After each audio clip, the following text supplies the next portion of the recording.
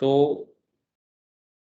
इसमें आपको सबसे पहले तो 3 टर्म्स समझनी है, I, V और R।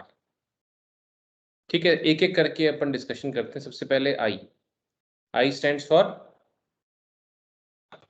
करंट। ठीक है, जो बात आपको ना पता हो तो पूछना, जो पता हो तो जवाब देना, मैं पूछूं तो, ताकि मुझे पता लगे। तो व्हाट इज करंट? सबसे पहली बात, क्या होता है करंट? एनीवन? कोई पढ़ा तो है ही ना स्कूल में आपने, तो जितना आपको ज्ञान है वो तो देखें पहले अपने। What is current?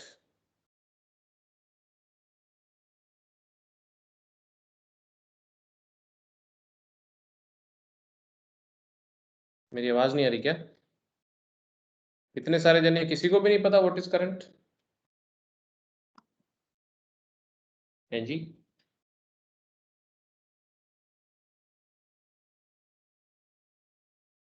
मजाक फ्लो हो ऑफ रही है तो ऐसे चार्जेस। तो। है जी, हाँ शाबाश, बताओ जो भी आपको अंदाजा है। कोई अपने ऐसी तो कोई बात कर ही नहीं रहे, कोई ऑफिशियल तो। Flow what of is current? Charges. Flow of charge. Simple सी बात करें कि अगर अपन एक, ये बोले ना कि एक सिंपल डेफिनेशन लें अगर अपन, तो करंट क्या है? Moving charge is called current.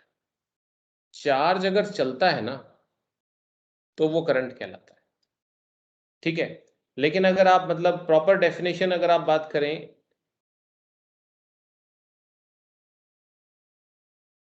तो सही डेफिनेशन है rate of flow of charge is called current. ठीक है, रेट ऑफ, जब भी रेट ऑफ आता है तो आप समझते हो रेट ऑफ से मतलब क्या होता है? That is you are comparing with time, with respect to time. आप विद रिस्पेक्ट टू टाइम बताते हैं किसी चीज को, तब आप रेट बोलते हैं। जैसे आप जैसे एक्सेलरेशन करते थे 9th क्लास में, तो rate of change of velocity. तो रेट ऑफ चेंज ऑफ से मतलब ये हुआ कि आप जो है, मतलब चेंज इन स्पीड या velocity upon time taken for the change. तो उसी तरीके से जो है यहाँ पर मैथमेटिकली, यहाँ पर आई क्या आ जाता है? आई जो है वो वो है rate of flow of charge. तो Q upon T, I is equal to Q upon T. सबसे पहली बात ये आती है यहाँ पर, जहां पर Q चार्ज है, आई यहाँ पर करंट है, Q यहाँ पर चार्ज है, और T जो है वो टाइम है सेकेंड्स में।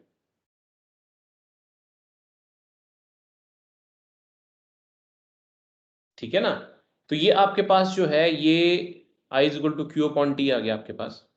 अब इसमें ये ध्यान रखना है कि जो टाइम है ना सेकेंड्स में है।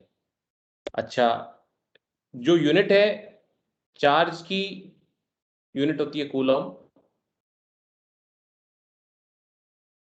इसको कैपिटल सी से इंडिकेट करते हैं, सेकेंड्स तो एस से होता ही है। करंट की यूनिट जो होती है वो होती है एम्पियर। साइंटिस्ट के नाम पर है, एम्पियर ए बोलते हैं इसको। ठीक है, तो ये आपके पास सबसे पहला पार्ट आता है यहाँ पर कि आपको जो है करंट का ये फॉर्मूला याद रखना होता है, I is equal to Q upon T.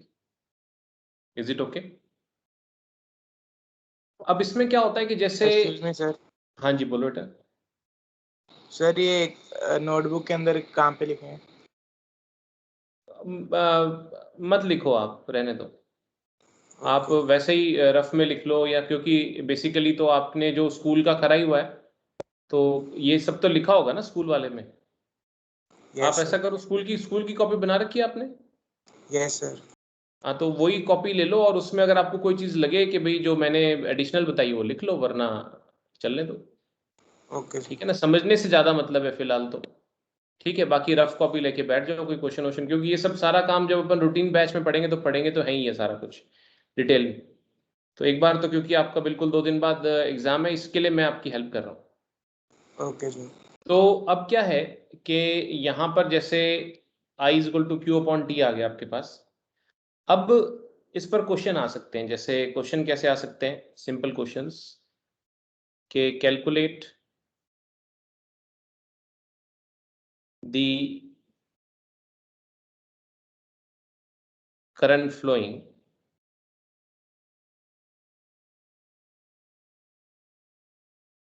through a conductor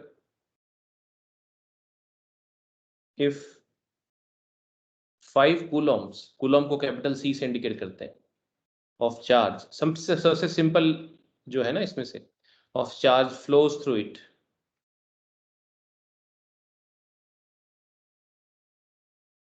for 1 hour. ठीक है, तो आपको किसी भी न्यूमेरिकल को सॉल्व करते हैं तो सबसे पहले क्या काम करते हैं, आप डेटा कलेक्ट करते हैं। डेटा कलेक्शन का मतलब होता है गिवन। जो मेरा तरीका है किसी भी न्यूमेरिकल को सॉल्व करने का, स्टेप 1 3 स्टेप्स में करते हैं। स्टेप 1 डेटा कलेक्शन, जो भी आपने इंफॉर्मेशन दी उसको इकट्ठा किया, आपको चार्ज दिया हुआ है इसने, ये मैंने लिख लिया यहाँ पर, Q की वैल्यू दी हुई है वो है 5 कूलम। उसके बाद आपको इसने टाइम दिया हुआ है यहाँ पर, ये भी मैंने लिख लिया यहाँ पर, टाइम जो है 1 आवर। लेकिन आपको ये पता होना चाहिए कि ये जो टाइम है ये मैंने यहाँ पर स्पेशली लिखा है, देखो इट मस्ट बीन सेकेंड्स। तो टाइम जो है साथ साथ कन्वर्ट कर लो, 1 घंटे में कितने सेकेंड्स होंगे? 16 to 60। ठीक है, 1 घंटे में 60 मिनट्स होते हैं और हर मिनट में 60 सेकेंड्स होते हैं। तो और आपको पूछा है करंट, तो क्या करोगे? I is equal to Q upon T, यानी कि 5 अपॉन 3600। जो भी आप इसको सॉल्व करोगे वो आपका एम्पियर में आंसर आ जाएगा। ठीक है, बेहद सिंपल क्वेश्चन है। मतलब अब देखो, जहां डाउट लगे वहां बोल देना, यानी आपको पहला काम क्या करना है, ये सिंपल सा फॉर्मूला याद रखना। ठीक है, अभी सर इसको इसमें पॉइंट्स में करना पड़ेगा, है जी, पॉइंट्स में करना पड़ेगा सर ये। हाँ हाँ, यहाँ सॉल्व करना पड़ेगा आपको। यहाँ ओके पर सर। अगर ये 5/3600 है तो इसको सॉल्व करना पड़ेगा आपको, ऐसे नहीं है। मैं कर देता हूँ, मेरे लिए तो 1 सेकंड का ही काम है, क्योंकि मेरे पास तो कैलकुलेटर है।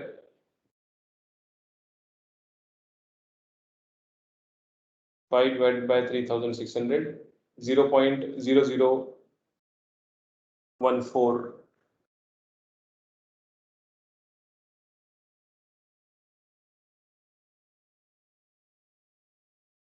0.0014 एम्पियर आ गया है। ठीक है, अब देखिए क्या है कि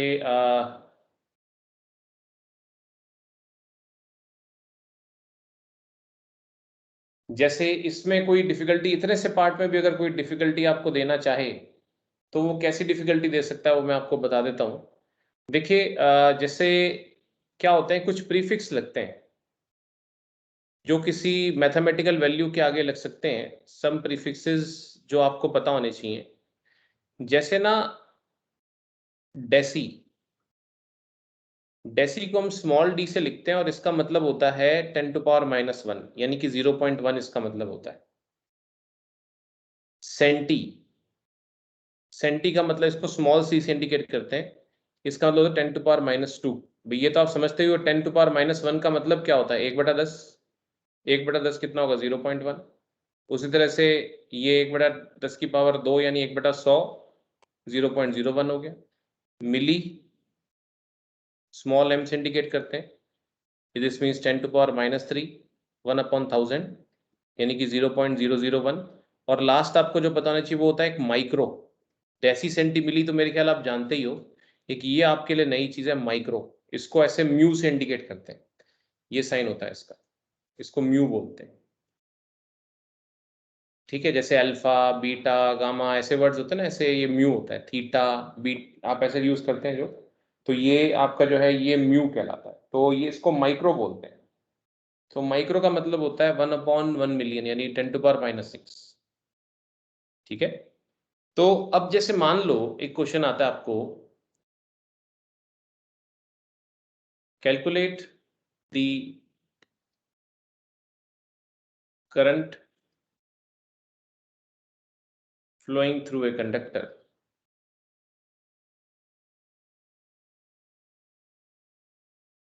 if 5 millicoulombs of charge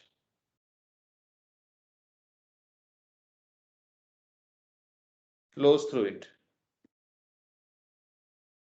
for 40 microseconds. ठीक है, ये क्वेश्चन आता है आपके पास. तो देखो इसमें आपको जैसे इसको सॉल्व करेंगे गिवन. सबसे पहला स्टेप होता है डेटा कलेक्शन का. तो गिवन मेरे पास है एक तो चार्ज दे रखा है, ये मिली कूलम है, ये m लगाओ ना ये वाला. तो इसका मतलब पता है क्या होता है? 5, अब ये चार्ज दे रखा है आपको 5 मिली कूलम. इसका मतलब होता है 5 इंटू 1 मिली इंटू 1 कूलम. इसका ये मतलब होता है. तो मिली को क्या लिखते हैं आप?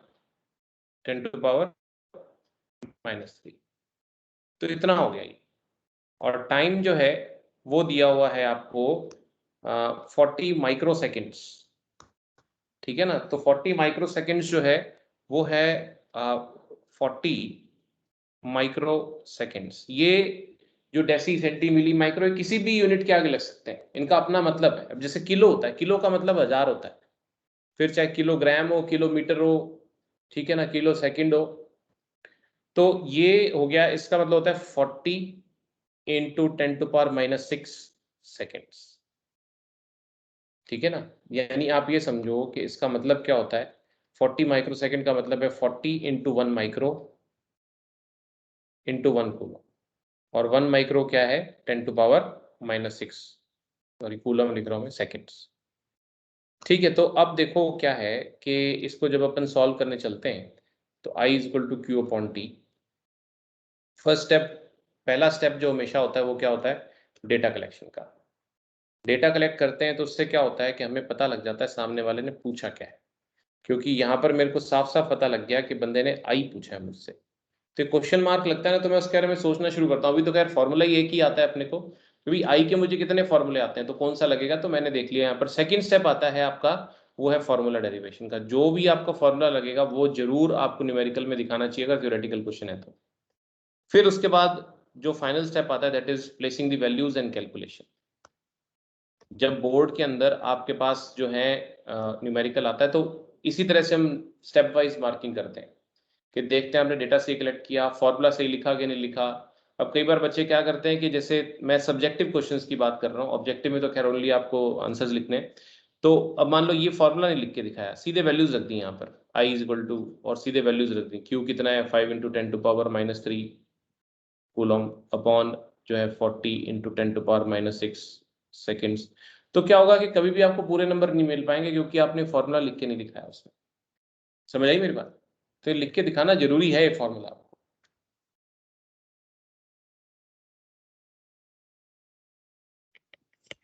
अब आपने ये लिख लिया, यानी फर्स्ट स्टेप हो गया आपका data collection, second step formula derivation, final step आता है आपका कैलकुलेशन. नाउ कैलकुलेशन में आप क्या करके दिखाओगे? कैलकुलेशन में आप क्या करके दिखाओगे? अपनी वैल्यूज रखोगे और उसको चीज को सॉल्व कर दोगे. तीसरा स्टेप जो है, तो अब इसको सॉल्व करना आता है आपको? इस तरह की कैलकुलेशंस कर सकते हो आप. 10⁻⁻3 10⁻⁻6 कटेगा, नीचे बचेगा 10⁻⁻3. ये जानते हो आप इस तरह से? 5 1 5, 5 8 40. Yes sir. तो ये आई की वैल्यू क्या है आपके पास? ये 10 टू पावर, अच्छा coulomb per second is ampere. ये कूलम और सेकंड है ना, ये एम्पियर लिखा जाएगा. तो ये 1/8 नीचे रहेगा और 10 की पावर -3 से वो 10 की पावर +3 ऊपर जाएगा. कई बार बच्चे क्या करते हैं, इस 8 को भी ऊपर ले जाते हैं. सिर्फ 10 की पावर आपने साइन बदला है तो 10 ऊपर जाएगा अपनी पावर के साथ, नेगेटिव का पॉजिटिव या पॉजिटिव का नेगेटिव, इस तरीके से. तो ये हो गया बेसिकली 1000/8, यानी कि ये काट पीट के मैं लिख सकता हूँ इसको कि भाई 500/4, या फिर मैं इसको लिख सकता हूँ 250/2, या फिर मैं इसको लिख सकता हूँ 125 एम्पियर आंसर आए. यहां तक बताइए कोई doubt? No sir. No sir. दूसरी चीज में ध्यान रखने वाली ये है कि ये कोई जरूरी नहीं है कि आपको सिर्फ इस क्वेश्चन में आई पूछा जाए. 3 क्वांटिटीज हैं, I, Q और T. 3 में से 2 पूछ के, कोई सी भी 2 पूछ के तीसरी पूछी जा सकती है। मतलब अभी तो मैंने जो दोनों क्वेश्चन कराए उसमें सिर्फ आई पूछा। क्वेश्चन ऐसा भी आ सकता है जिसमें क्यू पूछा हो, आई और टी दिया हो, तो क्यू के लिए क्या फॉर्मूला बनेगा? इस फॉर्मूले को देखकर बता सकते हो क्यू का फॉर्मूला क्या बनेगा? Q is equal to I multiply by T, I into T, है ना। ये चीज तो आप कर ही सकते हो क्रॉस मल्टीप्लाई करके। Q is equal to I T.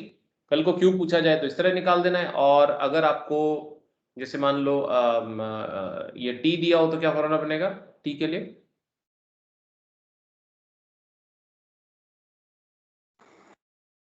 नहीं, क्यू अपॉन आई।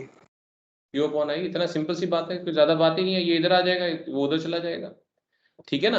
तो इस तरह से आपको सॉल्व कर लेना है। हाँ, ये चीज है कि मान लो कैलकुलेशन में मुझे ये जो आप 10 की पावर्स वाला है ये सिस्टम आप सॉल्व कर सकते हो। कल को जैसे मैं आपसे कोई मान लो सपोज करो किसी क्वेश्चन वैल्यू आती है 5 into 10 to power -3 into 2 into 5 into 10 to power -6, तो क्या आंसर आएगा? 25 इंटू 10 टू द पावर कितना आएगा?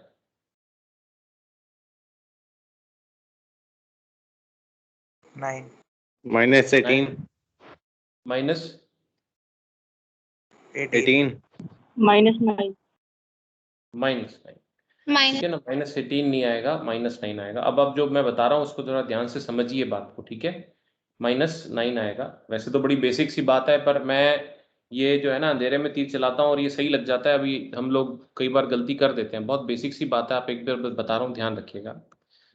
जैसे कोई डिजिट है आपके पास, ठीक है, a की पावर x इंटू a की पावर y है मान लो, तो फिर वो हमेशा क्या होता है a की पावर x प्लस वाई।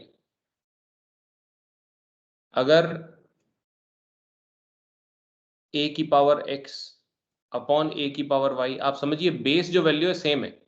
अभी चाहे 10 है चाहे कुछ, नॉर्मली अपन जो एक्सप्रेशन थे 10 की पावर में होता है, तो अगर डिवाइड हो रहा होता है तो क्या होता है वो a की पावर x माइनस वाई।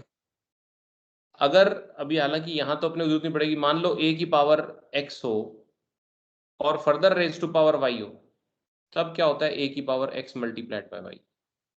जब पावर को रेज टू फर्दर पावर करना होता है ना उसी पे, तब मल्टीप्लाई होती है।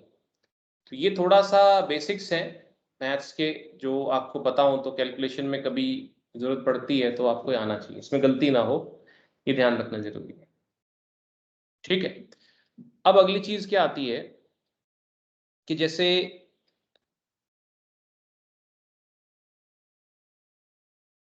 जो मतलब इलेक्ट्रिकल कंडक्शन होता है वो कैसे होता है, आप उसको समझिए थोड़ा सा, ठीक है। आप जो कंडक्शन देखते हैं वायर्स में देखते हैं उसको मेटेलिक कंडक्शन या इलेक्ट्रॉनिक कंडक्शन बोलते हैं। जो इलेक्ट्रिकल कंडक्शन होता है ना, इसको मेटेलिक या इलेक्ट्रॉनिक कंडक्शन बोलते हैं, ठीक है। अब होता क्या है इसके अंदर, अगर मान लो आप जैसे मान लो कॉपर देखते हो, आपने देखा अपने अपने जो बिजली की तारें हैं वो कॉपर की बनी, कॉपर को अगर अंदर से देखा जाए ना तो कॉपर कुछ इस तरीके से होता है।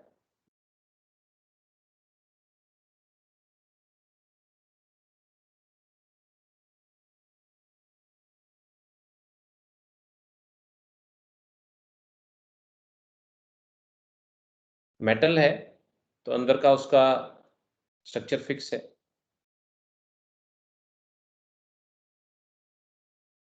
ठीक है। मतलब ये लाइनें तो सिर्फ दिखाने के लिए हैं, उसका मिनिमम अंदर का रिप्रेजेंटेशन दिखाने के लिए। मान लो मैं ऐसे करता हूं, ये कॉर्नर कॉर्नर पे समझ लो कॉपर आयंस के सेंटर है, ठीक है।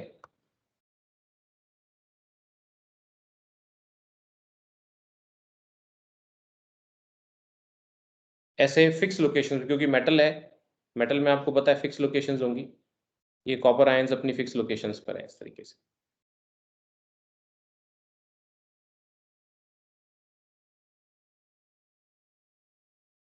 ठीक है। अब होता क्या है, इनके बीच में भरे पड़े होते हैं ये, एक्चुअली क्या है, ये जो मैंने डॉट बनाए हैं ये सब क्या है, ये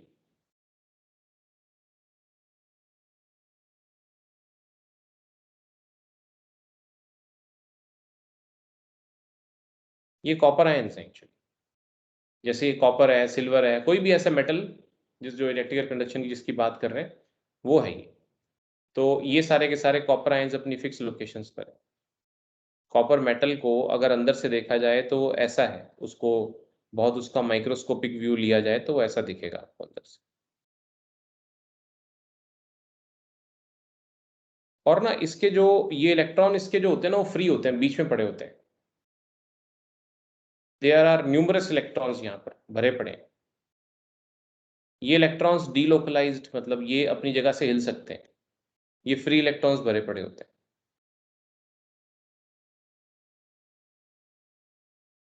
ये इलेक्ट्रॉन्स होते हैं। तो अब अगर इस कॉपर की वायर को आप एक जो है सेल से जोड़ देते हो,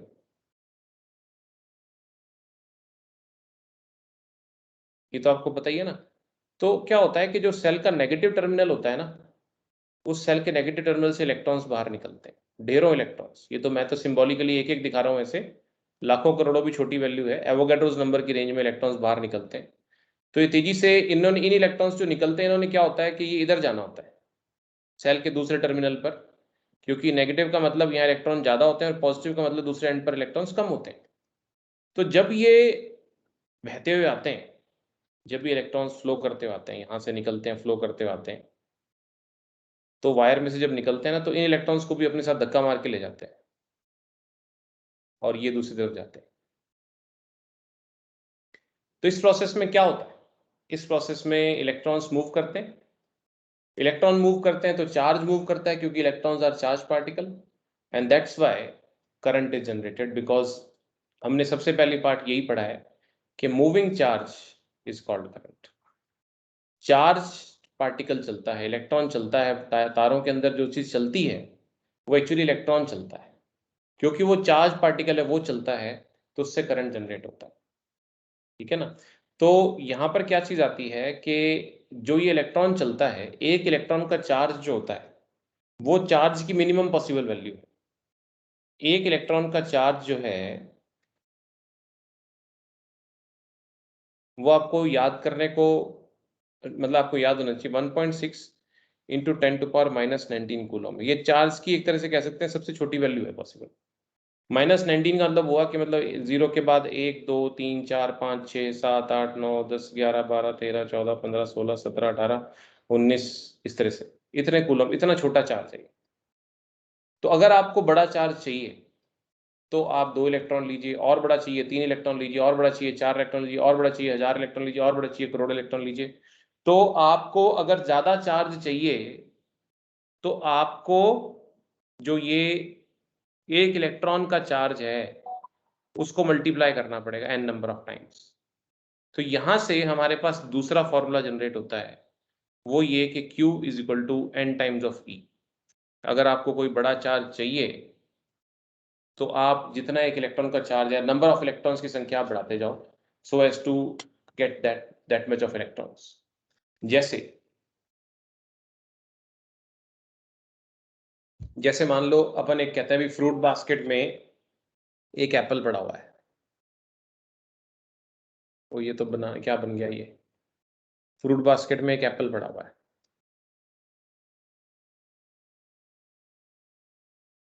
ठीक है, एक एप्पल पड़ा हुआ है फ्रूट बास्केट में, वो सपोज करो 150 ग्राम्स का है।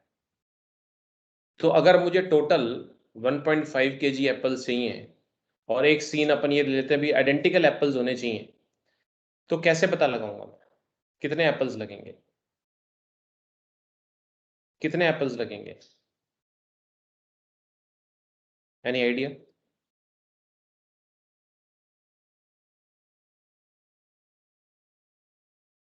क्लास में है या भाग गए हैं? सर डिवाइड हम्म, कर देंगे। नहीं, आप हाँ, एक एप्पल का वेट जो है वो अगर आप केजी में कन्वर्ट, या आप केजी को समझ लो, आप 1500 ग्राम लिख लेते हो। एक एप्पल 150, आपको चाहिए 1500 ग्राम्स।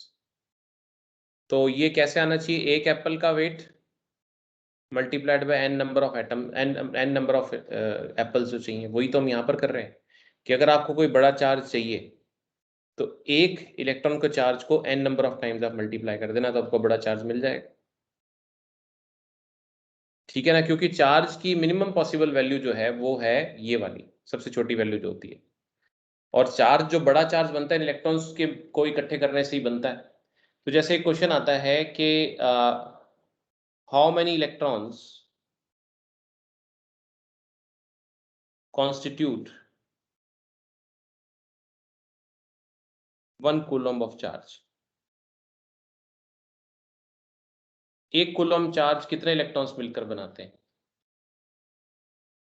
तो देखो, आपको जो चार्ज चाहिए वो चाहिए 1 कूलम, और इलेक्ट्रॉन जो है उसका एक इलेक्ट्रॉन का चार्ज ये है। तो आप इसको सॉल्व कैसे करोगे? Q is equal to N E, how many, गिनती चाहिए, तो गिनती तो ये मल्टीप्लायर है, कितने इलेक्ट्रॉन्स चाहिए, तो फिर n का फॉर्मूला क्या होगा? Q upon E. How many electrons, बिल्कुल जैसे यहां पर था ना, आपके पास n का फॉर्मूला क्या था? Total weight upon weight of 1 Apple. उसी तरह से total charge upon value of 1 charge of 1 electron. तो ये आपको n दे देगा, ठीक है। तो 1 कूलम का चार्ज है, 1 कूलम के चार्ज के लिए आपको कितने इलेक्ट्रॉन्स चाहिए? इसको डिवाइड करोगे 1.6 इंटू 10⁻⁻19 कूलम्स।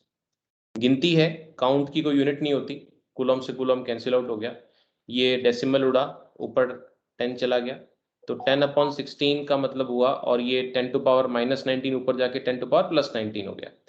तो ये 2 5 10, 2 8 16, तो ये हुआ 8 0 पॉइंट कितना आ गया? 6 8 48, 20, 8 2 16, 0.625 इंटू 10⁻19।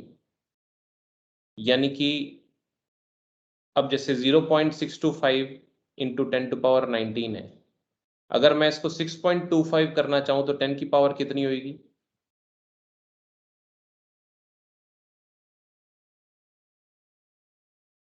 एटीन 18, है ना। ये कैसे होगा? अभी 0.625 इंटू 10⁻19 है, ये डेसिमल उड़ाया, यहाँ लगाया तो नीचे 10 आएगा, ये 10 कैंसिल होगा यहाँ से, तो 10 की पावर 18 रह जाएगा। तो ये यहाँ पर इतने इलेक्ट्रॉन्स मिलकर जो है 1 कूलम का चार्ज बनाते हैं। दोनों आंसर सही हैं, ये भी सही है, ये भी सही है, जैसे भी आप करना चाहो। यहां तक मेरी बात समझ आ रही? Any doubt? कुछ नो पूछना सर। है, या सब ऊपर से गया? ये भी बता सकते हो सर कुछ ही नहीं समझ आया।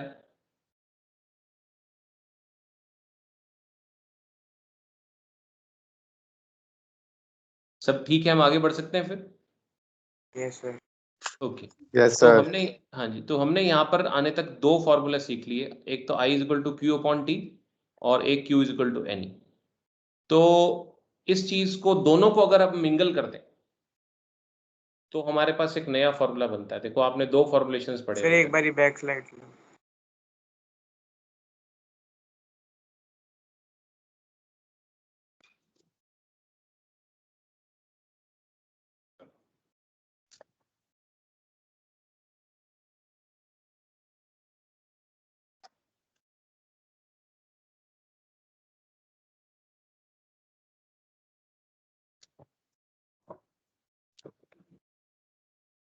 यस सर हो गया। हो गया। तो अब जैसे आपके पास दो फॉर्मूले आए अभी तक, पहला आया आपके पास I is equal to Q upon T,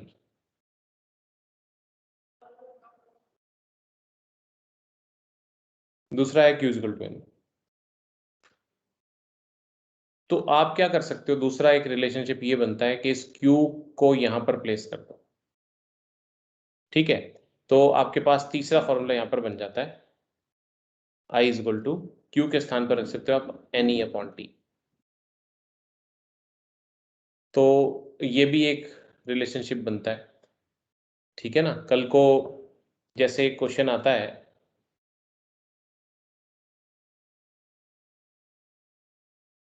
calculate the current flowing through a conductor if 1 million electron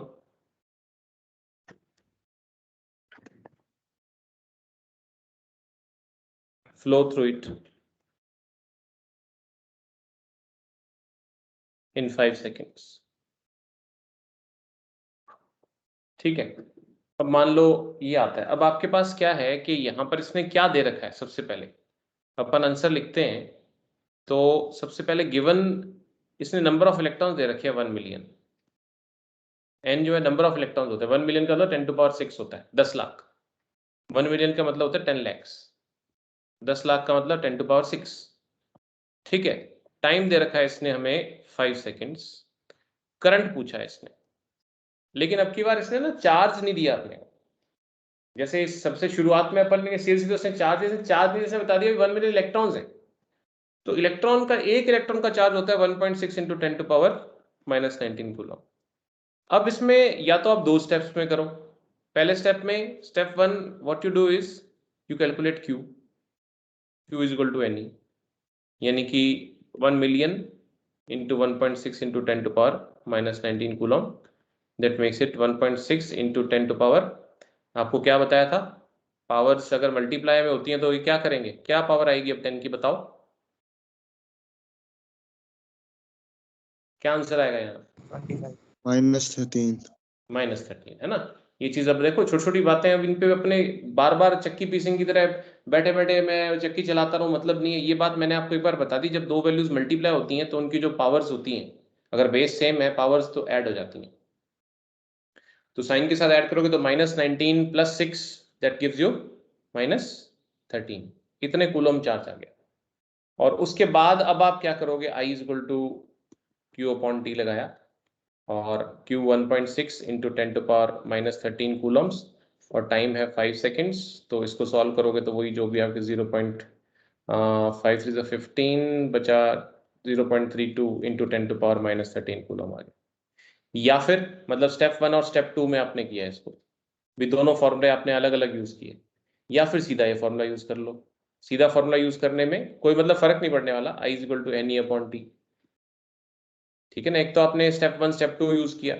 सीधे फॉर्मूले में n कितना है आपके पास, वही 1 मिलियन। इलेक्ट्रॉन का charge 1.6 × 10⁻−19 coulomb upon time taken 5 seconds. तो आंसर तो फिर भी आपका वही सेम आएगा।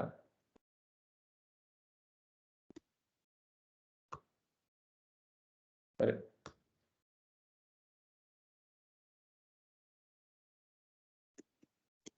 बोलो, समझ आई मेरी बात? यहाँ तक कोई डाउट, कोई परेशानी? अब मान लो एक और बात यहाँ पर करें भी, मेरा ये आंसर आया 0.32 × 10⁻−13 कूलम्स। इसको अगर मैं लिखना चाहूँ 3.2 तो 10 की पावर कितनी हो जाएगी?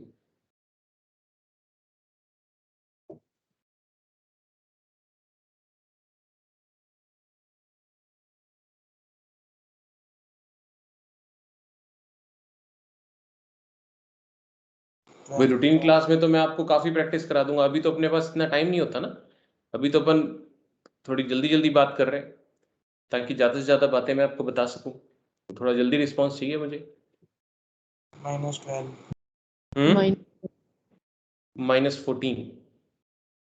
देखिए क्या होगा, आप लिखोगे 0.32 × 10⁻−13 कूलम अपॉन, तो अब इसको जब आप डेसिमल को उड़ा के यहाँ लाओगे तो नीचे 10 आएगा। 10 का 10⁻+1 हुआ ना। अब ये 10⁻+1 जब ऊपर जाएगा, यहाँ से ऊपर जाएगा तो क्या हो जाएगा 10⁻−1। तो 10⁻−13 × 10⁻−1 ये आपके पास जो है ये आएगा 10⁻−14।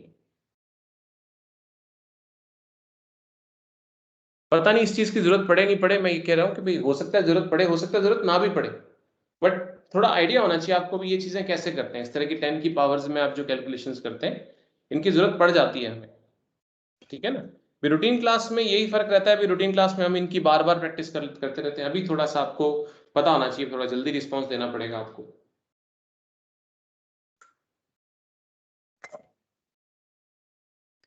बोलिए, is it okay? Yes sir. अब देखिए क्या है, सर एक चीज और जो आती है यहाँ पर जो अपने को पता होनी चाहिए वो क्या है कि जो इंस्ट्रूमेंट या डिवाइस बोलते हैं आप, device use to measure current, उसको क्या बोलते हैं?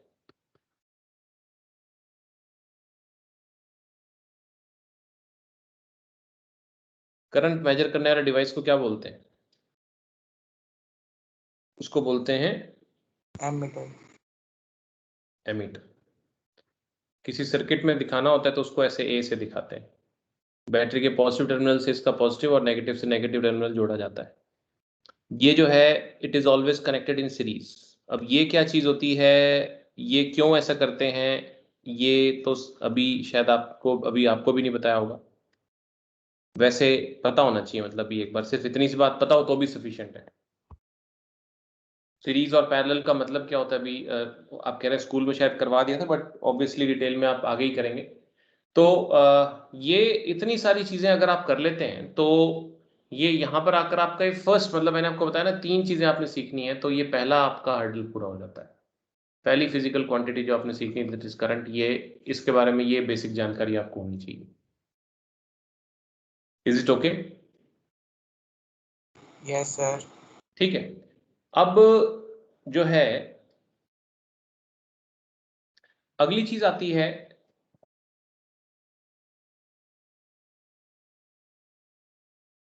वो है potential difference,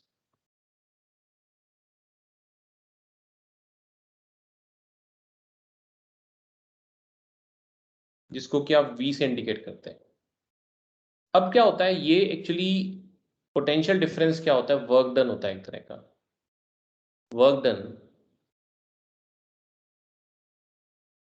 per unit charge. किसी भी चीज को अगर आप चलाएंगे, एक पत्थर को उठा के आपने एक जगह से दूसरी जगह रखा तो some work is done by you.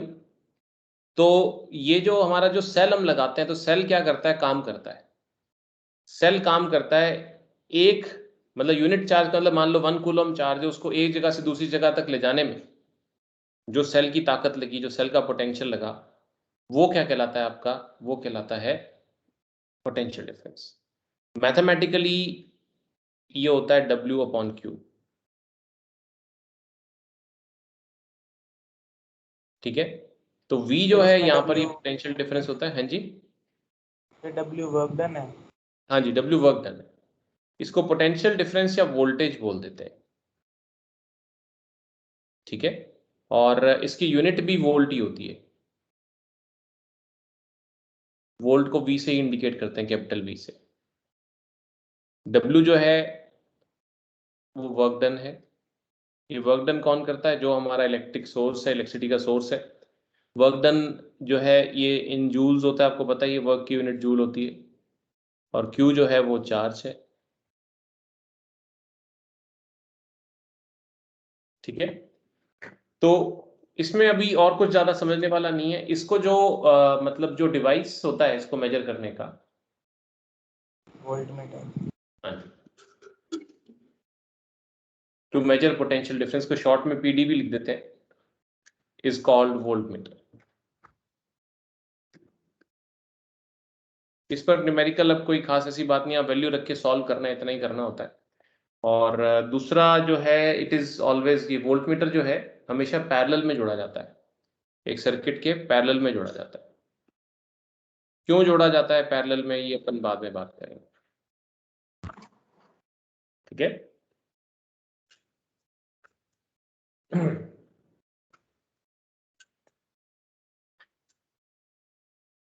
उसके बाद तीसरी क्वांटिटी जो है वो है रेजिस्टेंस।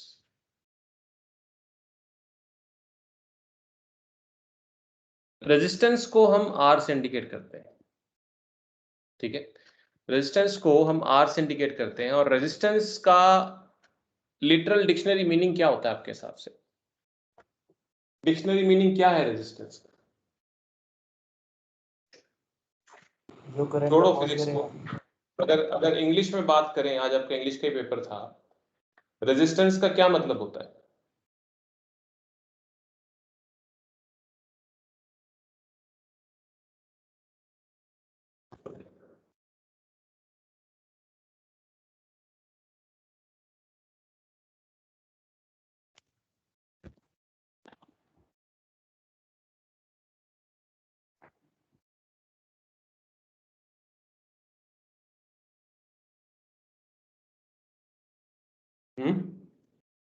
सर कोई नहीं रेजिस्ट बताएगा? का मतलब बताया।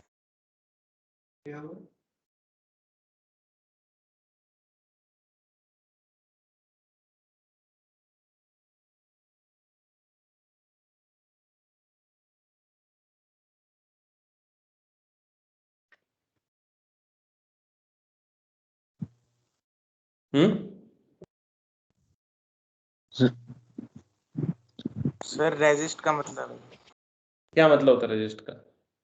रोकना। रोकना, है ना? सर किसी चीज को रुकावट। कंट्रोल कर।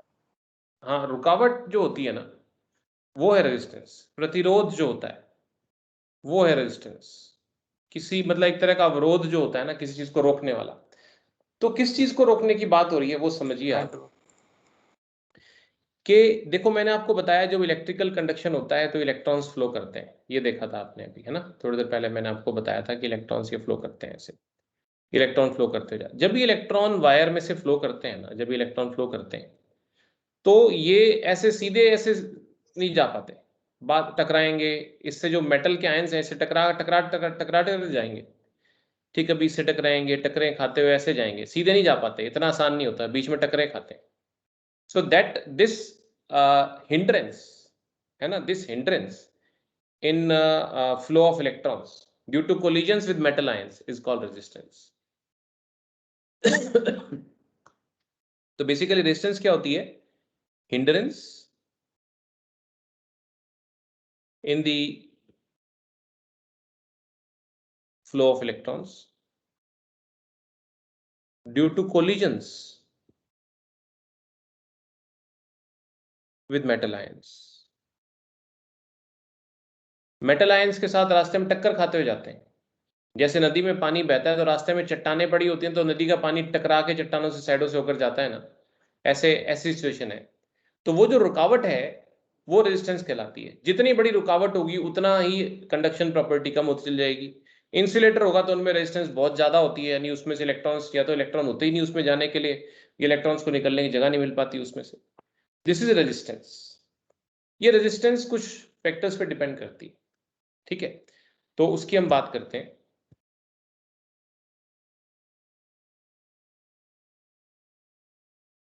फैक्टर्स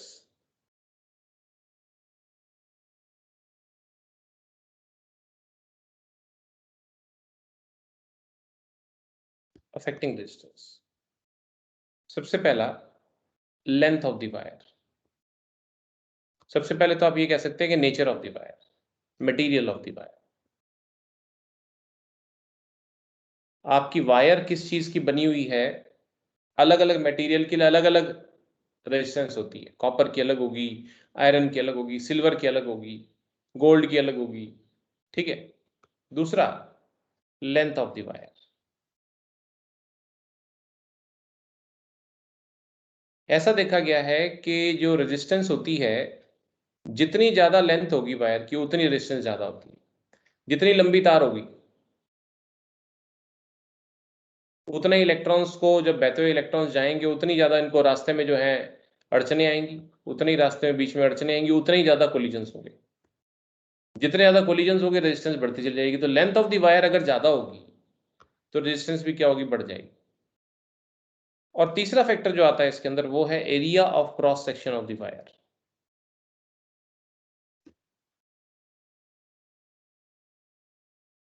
जैसे वायर है, कोई वायर है, उसका एरिया ऑफ क्रॉस सेक्शन क्या होता है? जैसे वायर है तो वायर की शेप, ये कौन सी मैथमेटिकल ज्योमेट्री है, बता सकते हो? शेप देख के वायर की शेप क्या है? ये सिलेंडर। सिलेंड्रिकल है ना? तो सिलेंडर का अगर आप क्रॉस सेक्शन करके आप इस हिस्से को देखते हो तो ये शेप कैसी नजर आएगी आपको? गोल,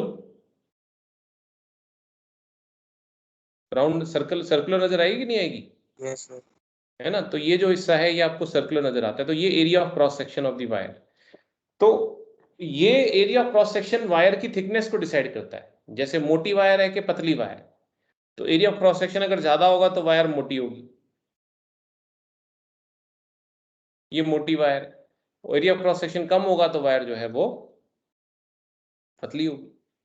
अब क्या होता है, जैसे पानी फ्लो करता है ना, वो जो नल में पानी आता है, तो अगर पीछे से पानी बराबर आ रहा है तो क्या होगा कि अगर एक पतली पाइप होगी उसमें से पानी कम मतलब मुश्किल से निकल पाएगा, जबकि चौड़ी पाइप में से पानी आसानी से निकल जाएगा।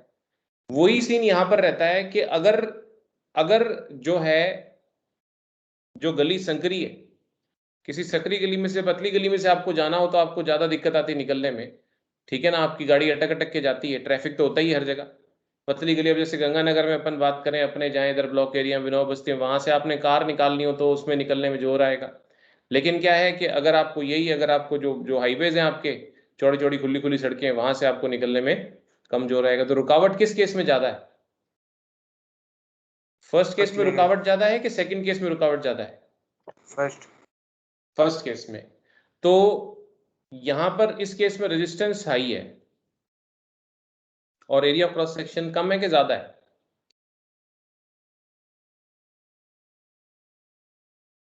इन दोनों में कंपेयर करें तो फर्स्ट केस में इसको मैं ए लेबल करूं और इसको अगर मैं बी लेबल करूं, तो पहली तार में एरिया ऑफ क्रॉस सेक्शन कम है कि ज्यादा है? कम है। कम है ना, ये दिख रहा है ना, कम है। तो एरिया ऑफ क्रॉस सेक्शन लो है।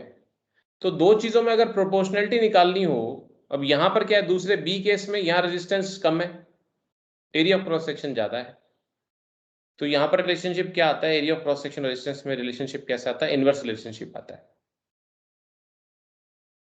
ठीक है। तो इनको अगर हम जोड़ दें, इन चीजों को, इन प्रोपोर्शनलिटी को जो हमने ये दोनों पढ़े, इनको इकट्ठे अगर एक्सप्रेशन देना चाहें तो हम इसको लिख सकते हैं R proportional to L upon A. और जब आप प्रोपोर्शनलिटी का सिंबल हटाते हैं तो वहां एक प्रोपोर्शनलिटी कांस्टेंट आता है, उसको आप रो से इंडिकेट करते हैं, R is equal to rho L upon A. ये जो रो होता है ये आपका कहलाता है रेजिस्टिविटी।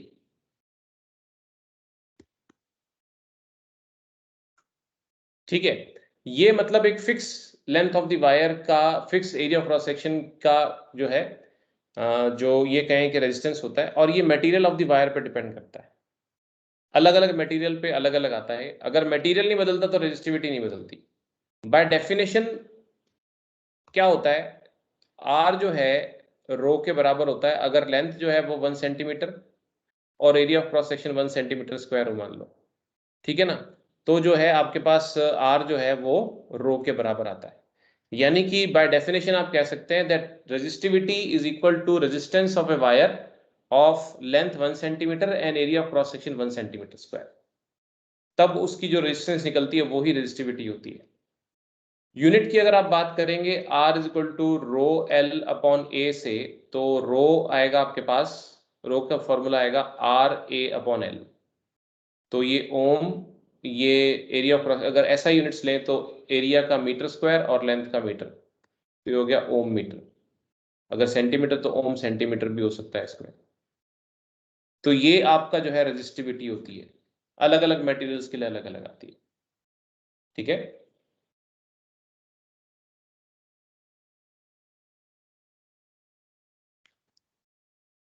बताइए, मेरी बात समझ आई?